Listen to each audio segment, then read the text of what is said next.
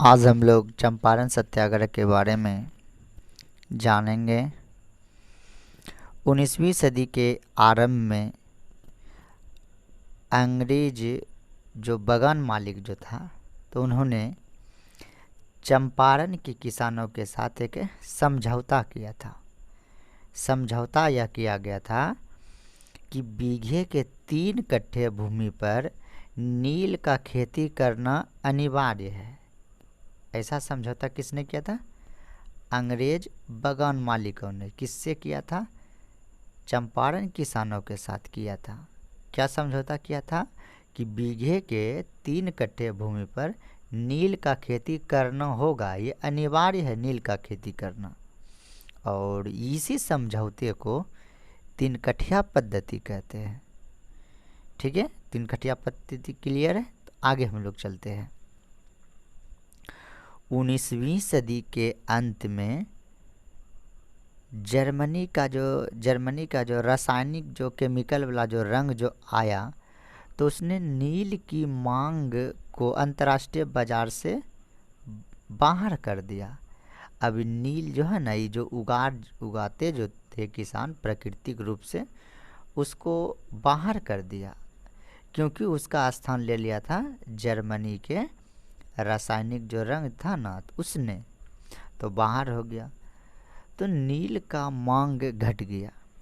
ठीक है, नील का मांग जब घट गया तो किसान इसका खेती करना नहीं चाहने लगा। ठीक है, नहीं चाहते थे इसका, क्योंकि नील का मांग क्या हो गया? घट गया। और कहीं कहीं पर ये भी मिलता है कि इसका अगर मान लिया जाए कि नील का खेती करता है तो भूमि जो है कि बंजर हो जाते हैं। ठीक है, और इसी कारण से किसान नील का खेती नहीं करना चाहते। तो इन इतने सारे समस्या, लेकिन जो वहाँ के ज़मींदार थे, तो उन्होंने किसान के ऊपर अत्याचार कर रहे थे, ज़बरदस्ती बोलता था करने के लिए। तो इन सारे समस्याओं का समाधान के लिए राजकुमार शुक्ल ने कांग्रेस के लखनऊ अधिवेशन में गांधी जी आए थे।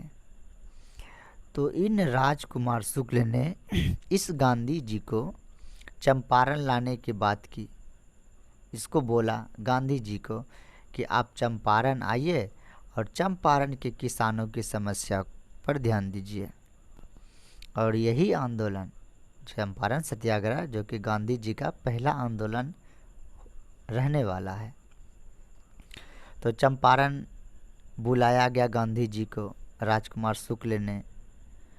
तो जब वो चंपारण जब आ रहे थे, तो उस समय कमिश्नर ने गांधी जी को रोका और उसको वापस जाने का आदेश दिया कि आप जो है ना चंपारण नहीं आइए।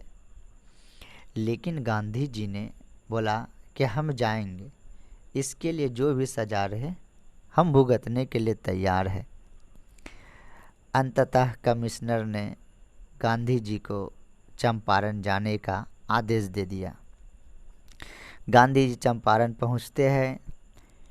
फिर वो अपने सहयोगियों के साथ, सहयोगी था ब्रजकिशोर प्रसाद, राजेंद्र प्रसाद, महादेव देसाई और जेबी कृपलानी, इन सबों के साथ वो वहाँ जो कि भ्रमण किए और किसानों की समस्याओं को दर्ज किया, छानबीन किया। तो ये गांधी जी ने किया और उसके सहयोगियों ने। इसके साथ साथ सरकार ने भी छानबीन की। छानबीन करने के लिए उन्होंने एक कमेटी बैठाई। सरकार ने भी इसकी इन जो समस्या जो किसानों के ऊपर हो रहा था, तो इनकी छानबीन करने के लिए सरकार ने कमेटी बैठाया। उस कमेटी में गांधी जी को भी सदस्य बनाया गया। तो ये सारे छानबीन करने के बाद पता चला कि सही में इन नीलहे किसानों के ऊपर बहुत अत्याचार हो रहा है। तो बगान मालिकों को ऐसा बात बोला गया कि आप ये 3 कठिया जो पद्धति जो चला रहे हैं, इसको समाप्त कीजिए। तो उन्होंने बागान मालिकों ने इन 3 कठिया पद्धति को समाप्त किया और किसानों को 25% रकम देने का उन्होंने जो है ना वादा किया कि हम जो कि किसानों को 25% जो रकम जो है ना उसको वापस कर देंगे। और अंततः ये सारी घटनाओं होने के बाद में जो बागान मालिक था शर्म से वहाँ से जाना पड़ गया। और ये सारी घटनाएं जो कि ही चंपारण सत्याग्रह के नाम से जाना जाता है और ये गांधी जी का पहला आंदोलन रहा था। जय हिंद जय भारत।